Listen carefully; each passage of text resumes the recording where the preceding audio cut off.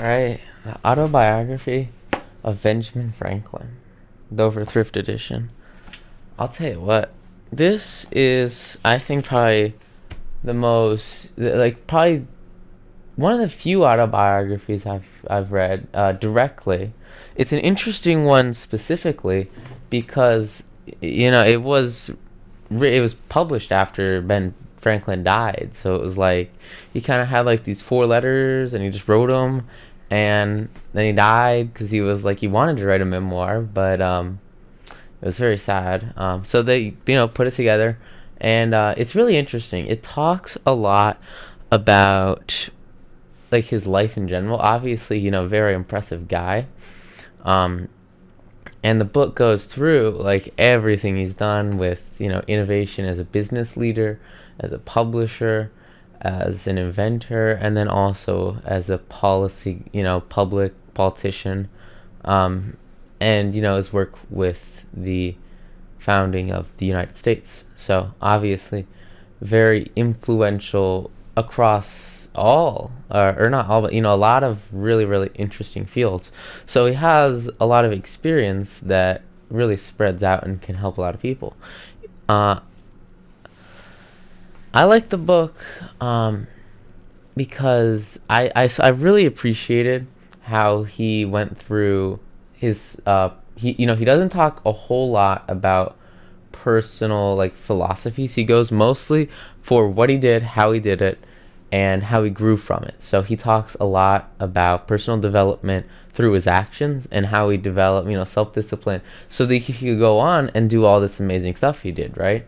So he talks about his personal development not really through psychology, but just here's the things to do to get yourself going, right?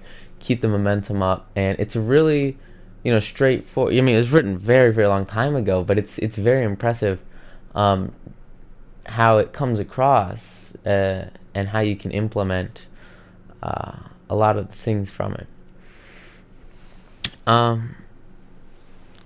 I also really liked, since it's such an old book, there are a lot of, it's got some really tough vocabulary. I think it's probably one of the books I've had to, Google the words the most out of pretty much anything I've read. So in that aspect, it was really cool and just expanding my vocabulary a little bit, which I really liked. But you'll definitely, look up a couple words now and then. Because it's just old writing. So, it's been a while. There's most interesting scene. I'll tell you what. There was, he talks about his growth in businesses, but most of the scenes, it's not as personal, especially because I think like two of the four parts are like letters, and then the other one's an outline. So it's more like facts. Here it is. Let's get going with it. But there was, he talks about like his business deals, and there was one scene, and he was working for someone at a publishing company because, he did a lot of publishing, he did a lot of writing, he wrote, newsletters or newspapers for, decades, right? So that was a big part of his early career. So he talks about how he had this employer, and the employer didn't like how much he was getting paid, so just cut him, right? So he gets fired one day, and he goes off and he starts his own publishing firm, right? So it's really cool because it's like, wow, that's a man who just went out and just went for it. And it's like, here's how you apply that to your philosophy. Here's how you can go and, not necessarily just quit your job out the fly, but how to improvise, make it work, and then use that to grow. And then he grows it, obviously the publishing company. He takes advantage of opportunities, right? So he walks through how, he had this partner, and he had to go, the partner, put the funds up, they had it going together, but he just wasn't there for it. And he talks about how to deal with that, how to manage people, how to get it going. Because, he was hiring a lot of people, with his inventions, and how he was innovating through using the publishing company as a baseline and then working outside of that. So also really big factor, especially for someone like Ben Franklin, where he's got so many unique talents that he applies himself towards. it talks about how to spread yourself out on big projects and do really well on multiple projects at the same time. So I found that to be a particularly interesting perspective from this autobiography. I think some of the overall themes here mostly is long-term growth through personal development, right? So he's like, put your head down, work, here's how you do it, and if you keep going with it, follow the steps, you do the right things.